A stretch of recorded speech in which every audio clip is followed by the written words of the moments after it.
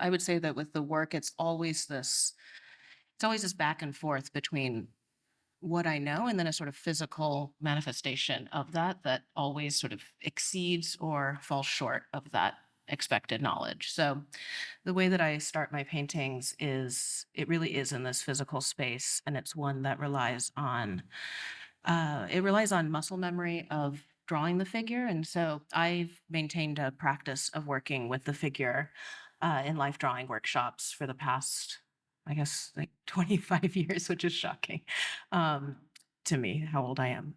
But I've been for the last 25 years maintaining this practice of working with the figure. And it's something that really it resides in this muscle memory of drawing. And so when I approach a canvas, I don't have sketches or an idea of what the final outcome is going to be. And it really comes from this physical place of laying down a gesture, which, like you were saying, is this sort of shoulder gesture. So if you look throughout the show, the canvas size changes. I believe that's the smallest painting, and then this one's the largest one. And then everything in between. But the scale of the figures and the scale of the gesture is all very much relative to the scale of my own body. And so it's this shoulder scale of making. And it's something that is building on this history of what I've known and working forward with that. But then it's always this gesture that falls short, like maybe the brush runs out of paint and that stops the line, or it exceeds the gesture by having a drip or a pool of paint suddenly happen.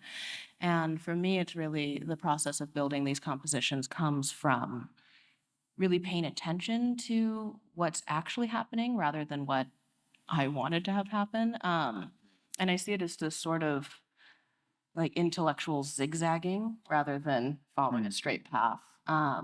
And I think that that's something that has been present in my mind, especially we were saying before coming out here that this is the first time since the pandemic that we've done a Yeah, live like an in-person. live in person with mic issues and all these things that you don't get when you're on Zoom. When you get all these other technical issues that are very boring. But I think that idea of what happens when you're in person, what happens when you have a set of expectations, whether it's of how something's going to go or how you're presenting yourself to another person, and then that's always something that needs to be negotiated in real time and improvised in real time. So that's very much how the paintings get built, and then I think it's also something that relates to the content of the work, which is very much about how we build the sense of self, not only through our own projection of self, but through context, through negotiation and relationship. It also seemed, in our conversations before and talking about what was kind of new in this work, whereas your work with these patterns and kind of moire sort of different settings, like in that one you can see. And, for those moire are these kind of just lines that intersect at interesting angles. And as your eye or body moves, it changes across the surface as well. I wondered how you came to experiment with moire patterns and different surfaces like that in these works. Yeah, I mean, I think that that's really coming from, well, I guess first I'll backpedal to say that I was talking a lot about the physical scale of the work, but then there's this whole other side to it, which is how the moire patterns or how elements of the hair or patterns that happen on the skin occur, which is all done through a digital intervention. And so once the composition of the figure starts to develop, I'll photograph the work, bring it into Adobe Illustrator, and play around with different compositions that could interact with the figures. And so one of the things that I really enjoy about Adobe Illustrator is that it's this infinitely scalable um, program, and its whole purpose is to be scalable. It's not pixel bound. And so suddenly I can take my physical gesture and have it no longer be like this shoulder gesture that's consistent, but have it be this, it's almost like this finger gesture that happens on a trackpad, and it can be infinitely like blown up or infinitely scaled down. And so I think it exists both in this very physical, tangible space, but also this digital, imaginative space of the self that is sort of beyond the scale of the body. But yeah, and I can go back to the moire, but I feel like that's like another element of the work. No, I mean that all makes sense. I wonder, Ishmael, do you want to say something?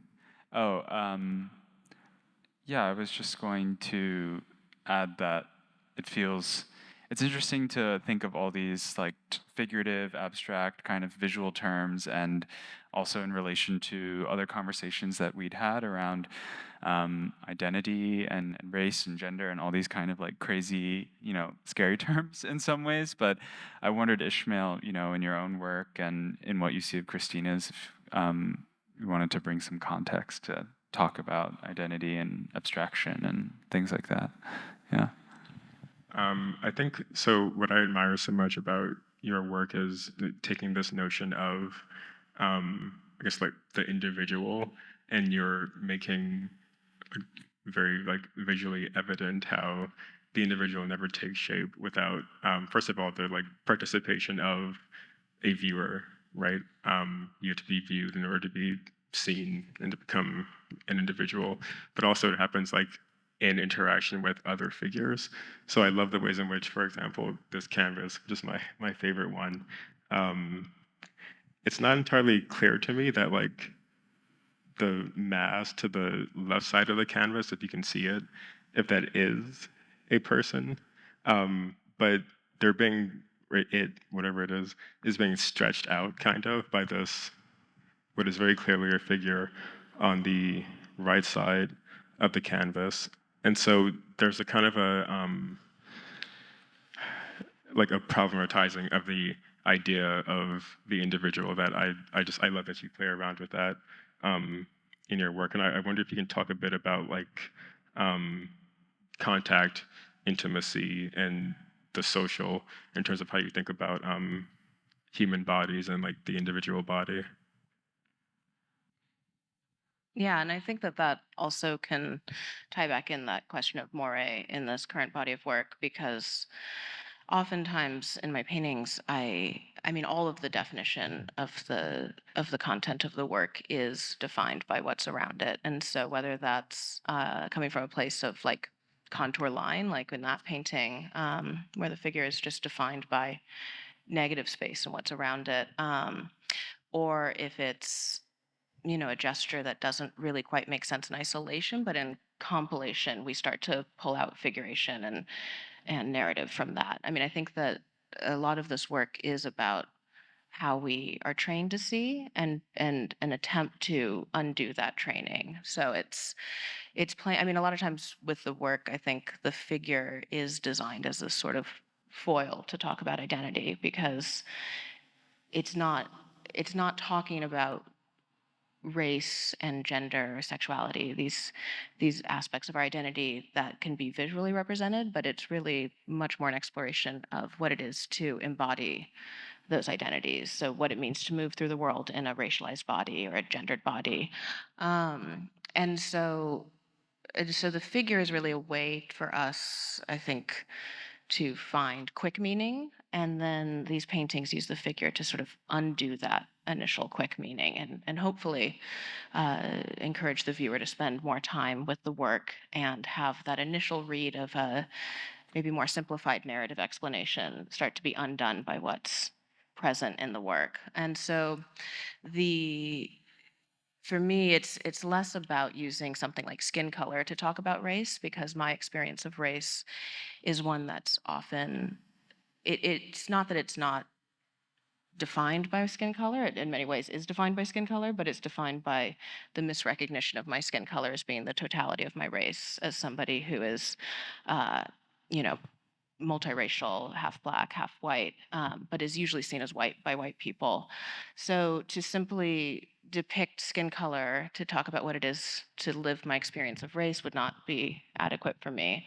And so for me, it's much more the sense of my identity coming through context and through situation, and how oftentimes it's me trying to fit and contort within a world that's not fully designed for me to move through. And so I think that the compositions of this work is really where I explore ideas of identity. So what it is to have to literally fit within the frame, but to still find activation and agency within that contortion. I think that it's never one thing, it's always something that exists in tandem or in multiplicity. And so with this body of work, adding the planes and adding the patterns is just another frame. So it's a way of sort of doubling or tripling the frame that's already provided by the canvas. And so with this work, returning to that idea of moire, I'm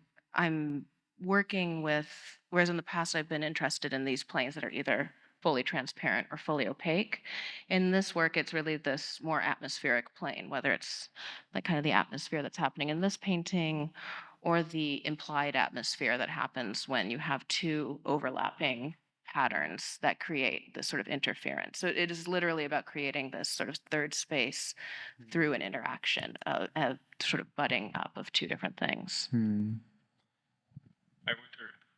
Sorry, do you want to go first? Or we spoke earlier this month about self-naming and representation, kind of in relationship to. I guess I'll back up. When we talk about like representation today, like a lot of it seems to hinge on very like firm ideas of what identities are, if they can be. So I'll just leave that there. But I wonder if we can talk a bit about the dangers or shortcomings of that kind of rigid identitarian thinking. Not that they're not necessary, but that they don't maybe tell the entire story. Yeah, I mean, I think that a lot of what I've been observing lately, especially through the pandemic, which I think really amplified this moment that we were heading into anyway, but suddenly it was the only way that we were interacting with people was through a computer interface and through social media. And I've been noticing that people are being very specific with their language of how they self-identify. Like suddenly there's categories that 20 years ago I didn't have access to as a teenager to declare myself as certain identities that now are much more commonplace, at least in certain circles. And how there's even, if you're, like one thing I've really observed is how, like if you're on a Zoom call with somebody now, it's becoming more and more common that they put their pronouns next to their name. And so it's this way of attaching language and self-definition to your identity that I think in the past we've been confronted first with looking at a person. And so we're confronted first with what we bring to our assumptions of looking at another person. And so it's fascinating to me that the way that we interact with somebody now is usually through their own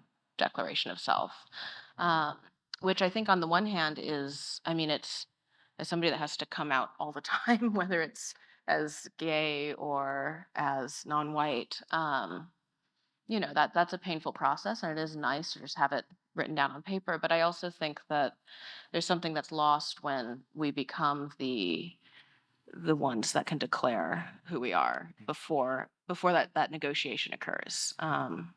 Because we're still negotiating, but we're now negotiating with language. Yeah, I feel like, thinking and writing in the last 5 or so years, and it does feel like there's this kind of moment of identity politics. And I think in the art world too, it's like you'll see an artist and then you'll hear the name and then immediately be given like a racial or ethnic background. And that is like almost like necessary biographical data to be attached to the artwork, because it's either like, oh, are you, do you have license to this imagery in some way? And yeah, it's like, it's a weird thing, because I mean, I feel like this moment is like probably looking back to the 90s in some way, to that moment of identity politics, and that's probably looking back to the 60s, and just grappling with it as a young person and hearing about your kind of lived experience of working, between institutions and how people will position you in a show or as an editor or an artist. Yeah, all of that comes to mind. I feel like there's nowhere to land on that. But Ishmael, I don't know if you had thoughts on that too.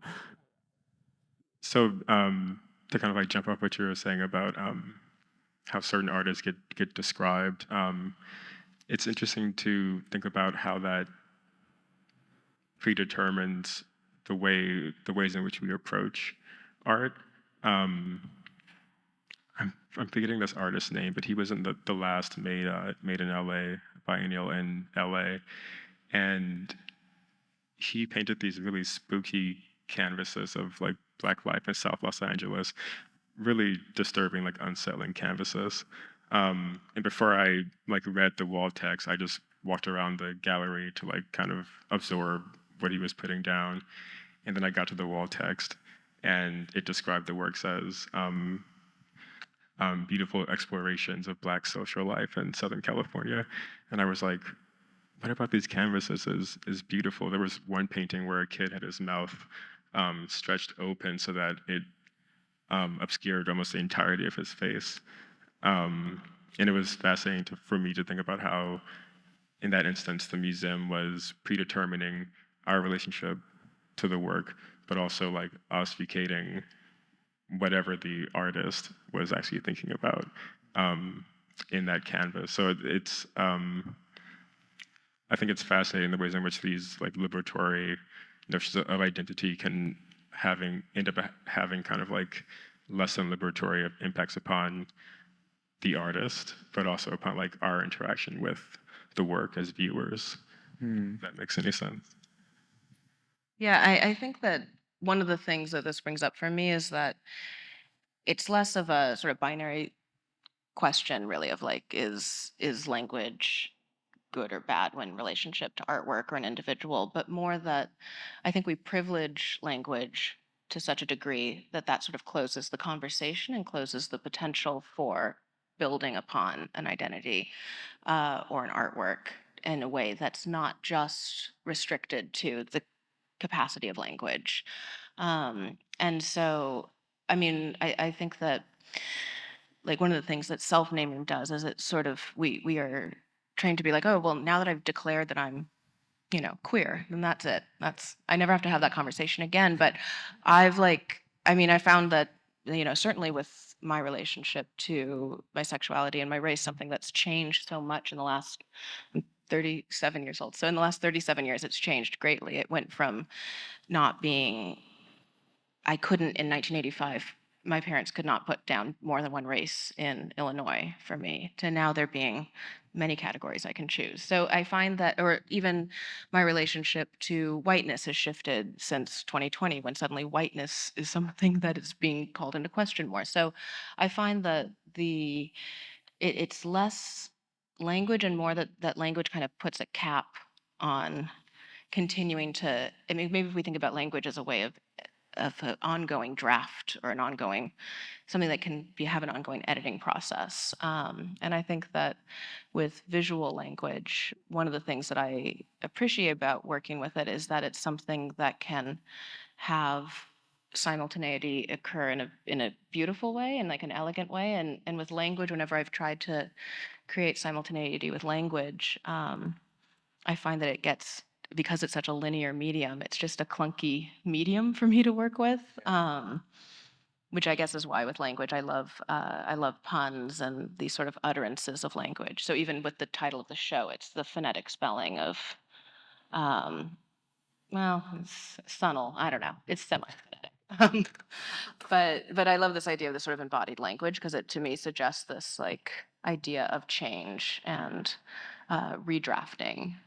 I mean, what also comes to mind is what I like so much about your paintings as well is that sometimes the interaction between the bodies allows me to kind of move past language in some ways. So I think it's more in some than in others, but sometimes you see them and I see sex. I'm like, oh, these are literal bodies like touching each other.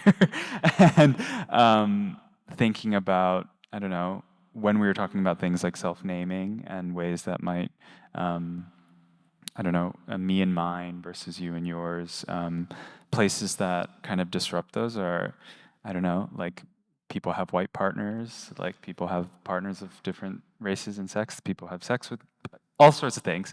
But in the kind of encounters that you have in the surface of your paintings, I wonder, yeah, what role intimacy, contact, plays when you're thinking about these spaces. You kind of hinted at it already, as well as Ishmael, but yeah. Yeah, I mean, I think that, with the work, I try to provide enough context to sort of hopefully suggest a possible way of viewing the work. And so I think that, just as there's never a discernible amount of figures in the work, I hope that there's not like a single narrative conclusion with it. But I do find that, I don't know, that there's these moments of being able to exist in a much more embodied experience. And those tend to be these moments of intimacy. They're these moments where you no longer have to, you know, say who you are, because you're able to sort of exist, whether it's socially or by yourself, you're able to sort of put that self declaring aside and kind of be complicated and be in your contradiction. And so I think that, when you're having an experience that is intimate, you're able to really be in that present moment. But I think that it's also like, I think the idea of intimacy is something that can happen across different experiences, whether it's sexual intimacy or familial or friendship, but even like sickness or hunger or death. There can be all these moments that are very, like, violence is a very intimate interaction. And even within those, there can be many different experiences. Like a sexual experience is not just like, I don't know, it's not just what you see in the movie. There's like awkwardness to it, and there's like funniness and humor to it, and there's like, quietness to it. There's all these different modes that exist simultaneously, and that's the whole point, is that um, it's not this description. Yeah. It's an actual experience. And so within the work, the interactions of the figure, they build and they move through an intimacy of line and form, which then when you apply narrative to it is like contact of bodies. Mm-hmm. Ishmael. One word that you both used earlier was negotiation. Like these paintings is kind of like portraits of the experience of being in a body, but also of negotiating that experience. And it seems to me, I'm just gonna go back to this canvas because I love it so much, that um, like what is being represented here, to use a loaded term now, um, is like the negotiation of intimacy and the social, and the idea that intimacy is um, kind of like dwelling together in a problem as you're trying to figure out or like parse out together without like finding any firm answer. You're just kind of like drafting aimlessly together. And there's a kind of like sensuality and pleasure that you're kind of bringing to that notion that I love. Not a question, just a observation. Yeah, I think that idea of kind of not looking for an answer is something that is like a helpful way of thinking through this body of work. I mean, I find that something that has taken me a long time to figure out is how to determine when a painting is finished, because it's not for me when the surface is completely covered with paint, and it's not when a composition is even like in perfect harmony or balance. It's usually my paintings will have areas of raw canvas or areas of like a lopsided composition, um, or something that is sort of not quite a resolution. And so for me, it's really about, setting up a sort of problem that does need to be solved, but the solution to the problem is actually just active looking. And so I find that when I'm really just able to move through looking at one of my pieces and I'm no longer thinking about how to solve it, that's when it's done. And so I guess it's about being able to rest in a lack of resolution, and not trying to seek an answer to it. That is a helpful way for me to look at the work and say, okay, I think I can step away from this canvas. Yeah, I love that phrase that you mentioned, dwelling together too, in the spaces. Um, I think it's maybe time for Q&A. So if you have a question, do you want to raise your hand and we can run a mic to you?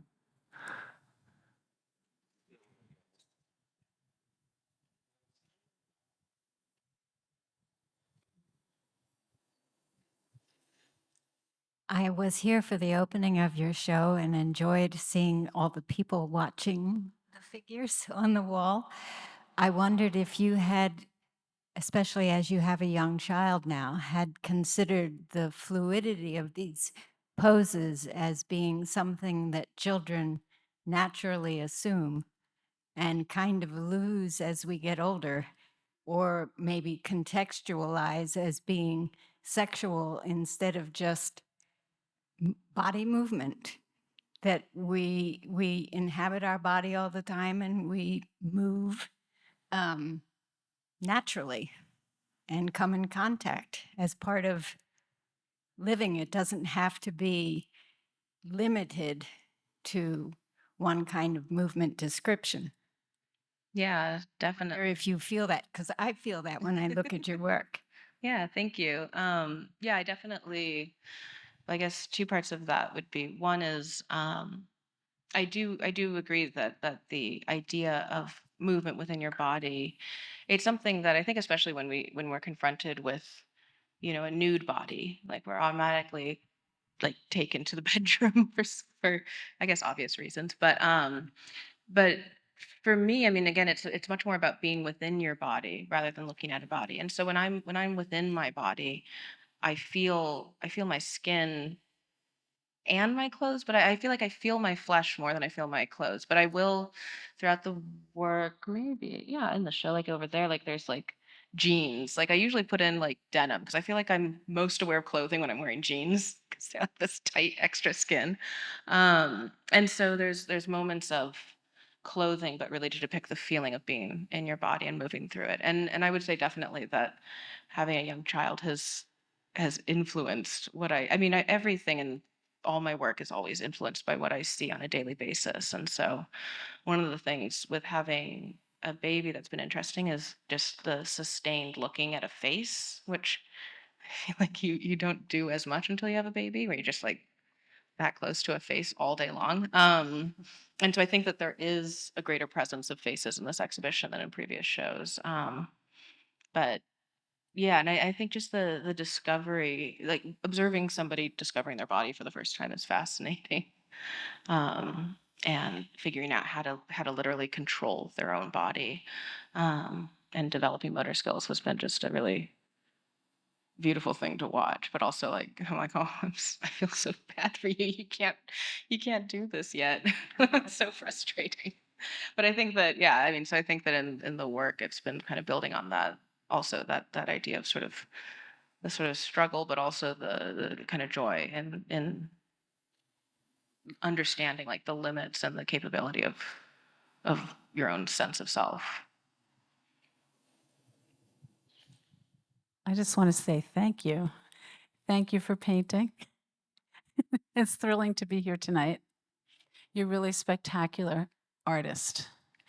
And you're doing something that's very different. As a musician myself, I see like the beauty of music in silence, in the beats in between. And I feel like that's what I see you doing with your paintings by leaving those spaces of white and allowing yourself to not just keep going, but know when to just sit with the discomfort and just let it be. And then you also have just beautifulness of the textures, which I just love. Would you describe a little bit the piece that's in back of you? Yeah, sure. Yeah, this was it's funny. This is the sort of a unique piece in that the only piece in the show that was made in both Los Angeles and Somerset, England, where I was doing a residency over the summer. Some of the paintings were made in LA and some made in England, but that one was made in both locations. Um, and it was also, I think it was one of the first paintings. I think it was the first painting that I started after having a baby. And so I was in a very different headspace, I guess, with creating that painting. But but yeah, I mean, I think that with all of the work, it starts with gesture, and it starts with that sort of motion of gesture for with this one. Remember it, yeah.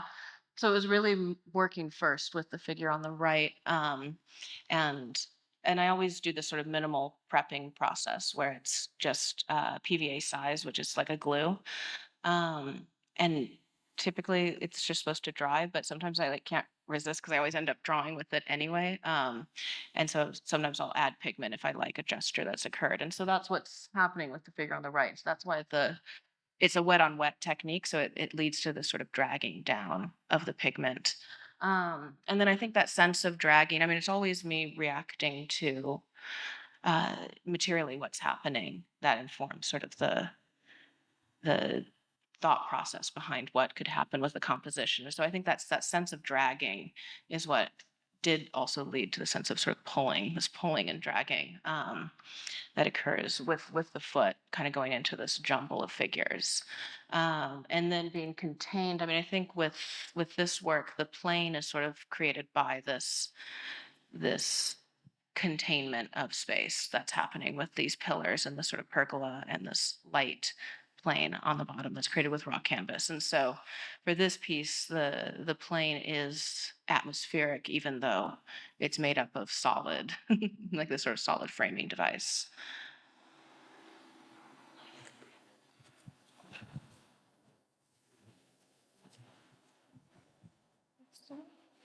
Yeah. Hi. Um, Thanks so much for being here tonight. And this is more so for all three of you as artists in your own mediums. Recently, there's been a lot of studies about how higher art is more racially homogeneous and how it's actually 76% mostly white artists and 70% white museum owners and curators. And so I was kind of wondering, also, there's this recent piece that came out where the Whitney had to take down an exhibit because they were putting up a work by BIPOC artists without their knowledge. So it seems like when BIPOC artists are included in the conversation, it's usually for like this exploited tokenism. So I was wondering what your experience has been like and like what advice you would provide to both parties, the artists who are BIPOC trying to get into higher art mediums, but also to curators who are going through their selection processes. Like, how do we make it more equitable and have more voices at the table without exploiting them for their tokenism as a BIPOC artist? Yeah, and I'd be curious to hear what you guys say as kind of critics in the field too. Would you mind But yeah, rephrasing the question? what? Would you mind rephrasing the question? Well, I think it's a question because it's just the mask and the mics and everything. But you're saying that there's typically has been an exclusion of basically non-white male artists in the art world, and right now there's a call for inclusion. But how do you negotiate that idea of inclusion without uh, without having tokenism? Is that sort of the gist of it? Yeah, and I think that well, I think that I'll answer for myself, and then I'm curious how you do that is um, with art criticism as well, because I think that that's something that does give context to these sort of social moments in art movements. But for me personally, I find that it's always just been a matter of making work that is true to what my experience actually is, which is why for me it's about representing the sort of lived embodied experience rather than depicting a certain sense of gender or race, and then to try to, since there are since I'm a living artist, there's a lot of ways that I can contextualize my work, whether it's panel discussions like this or through interviews or through talks, and things like that, where I can give this sort of language that contextualizes the work and hopefully opens up a conversation that isn't, um, yeah, that isn't narrow or reductive to a sort of tokenism. But I think that it's also, um, if you have sort of observed anything for long enough, you can see that there's also pendulum shift. So you kind of can see that something can be in vogue one day and then out of vogue the next. And unfortunately, that's something that also applies to certain identities. And so I think it's just being aware of that reality and sort of, making not making the most of it when you have it. I guess that's so messed up to say. But I guess I would say it's more about trying to challenge people to have more nuanced conversations if you're given a platform, have a conversation. I don't know that I can answer that question better than that. Um, but I do think it kind of implicit in your question and in your answer is like the idea that sometimes these um the identities that have been like given to us are, I mean, they've been like created by that which has also excluded us from the art world, the publishing world, the filmmaking worlds. Um, and there's a need to be aware of the ways in which, um, whenever the doors are supposedly made open to us in order to articulate ourselves and our experience in the language that's already been given to us, we should be a little suspicious about like the language itself and also the kinds of figuration and representation that's attached to that language. So I think like a bit of healthy skepticism is always it's necessary.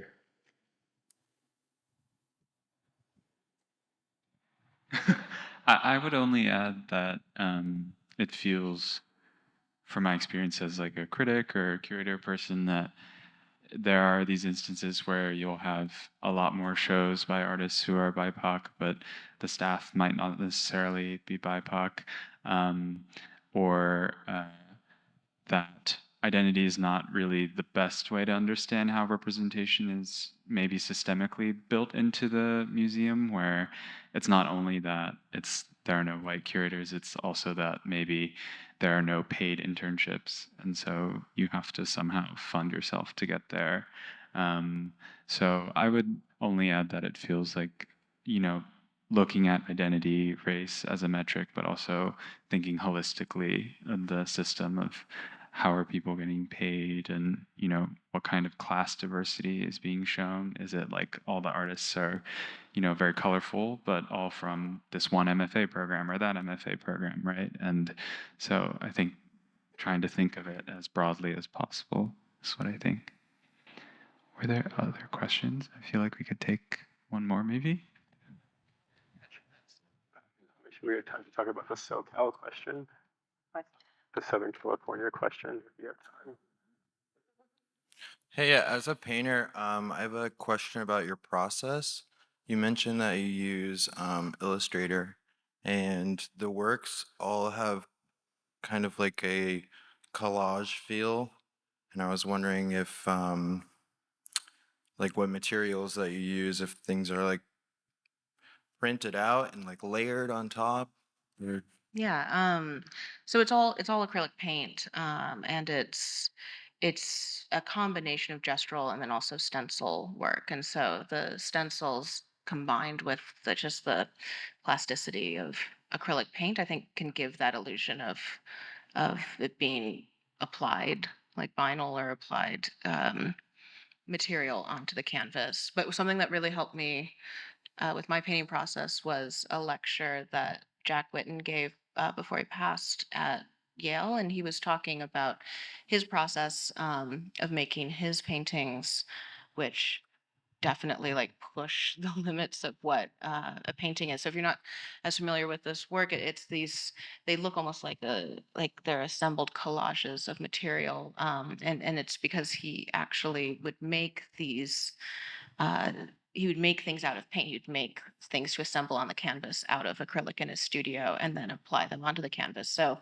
it sort of was technically acrylic on canvas, but materially felt more like assemblage or collage. And so that really helped open me up to this idea that, if I was trying to like not have this binary thinking in other aspects of my work, like I should also materially not be so rigid in my thinking of what a painting is. And so I use a lot of techniques that I learned from screen printing and that I learned from, even working as a gallery intern, like putting vinyl letters up on the wall. Like that's when I learned how to do vinyl plotting, which is how I create my stencils now.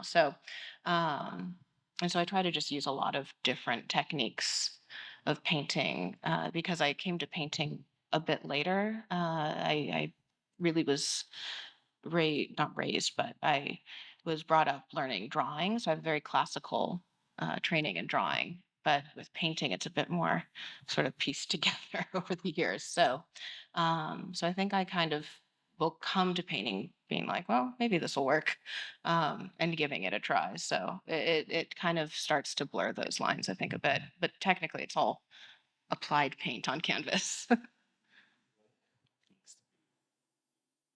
you want? Oh, Yeah. Just one more self-indulgent question, because we're both from Southern California, and you spoke earlier about how the ambient kind of like makes its way into your work, and I'm curious. I know you said some of these paintings were made in Southern California. I'm curious about how or if Southern California's landscapes, like both natural and urban, kind of shape how you think about like the physical act of painting, but also just how you think about your work conceptually. Yeah, I mean, I'm like, it's funny. I try to like be sure that I'm in an environment that I like being in and find inspiring because it's like inevitably things will just work their way into the compositions of the painting. And I found just growing up in LA and growing up in such a big city. I mean, I think that I was talking about this with a friend the other day that like cities under 1 million people like start to really creep me out, like because I think it just looks like yeah, they become much more homogenous much quicker these days. I mean, these days everything's kind of becoming homogenous, but I feel like in under 1 million, it's like it happens really rapidly. And so being in LA, which is such a big sprawl, and it is such a. I mean, what I've always loved about LA is that there's so many things about it that like don't make any sense. Like it sort of is like just environmentally, it makes no sense that we all live there. And it's just the sort of like nouveau riche-ness of LA I find really like kind of interesting and fascinating to look at, like the way that people will be like, oh, I want this house to be like English Tudor, and then it's like, and now this one's going to be Venetian Palace. yeah, Yeah. exactly. Like every single type of architecture is just kind of put in there, with kind of no thought to like the total harmony of the city. And then the city planning doesn't make any sense. Like there's no public transit. The airport makes no sense. There's no way to park there. Like But then also all that is also kind of intentional. yeah, exactly. And so I think you like it's like it really is like a negotiation of, of space there, and it's also this I feel like so many people in LA, I mean obviously not everybody there, but there is such a large amount of the population that are transplants or immigrants in the city, and I find that also that creates such a dynamic like visual interaction as like as an artist to see. So I I just love the way that people will like and then on top of all that there's the film industry. So there's like I grew up with people that moved to LA from Illinois to be filmmakers. So my mom was a writer producer and my aunt was a set dresser. Like everyone in my family worked in film and television. So I also grew up like on backlots where everything is artifice. So I think that that artifice and also that sort of self-making and self declaration that I guess I've called into question in this conversation, though I find very sort of beautiful the way that it plays out in LA because it is just such a negotiation with the environment and such a negotiation with just lots of different people, and it's so spread out. So then there's also like there's there's so much there's so much segregation that happens in that city that you don't see in other cities. Not that that's like a beautiful thing to be inspired by, but it's a fascinating thing to see a city that is so divided by transportation as being such an isolating experience. So it's not like every type of person on the subway. It's like everyone in their car and neighborhoods that are completely separated from one another. And so it is this sort of hodgepodge, but it's also this very sort of segregated. So it's such a Hodgepodge, but not a melting pot. yeah, No. exactly. Yeah. So it's a very interesting kind of very American city in that way. More later.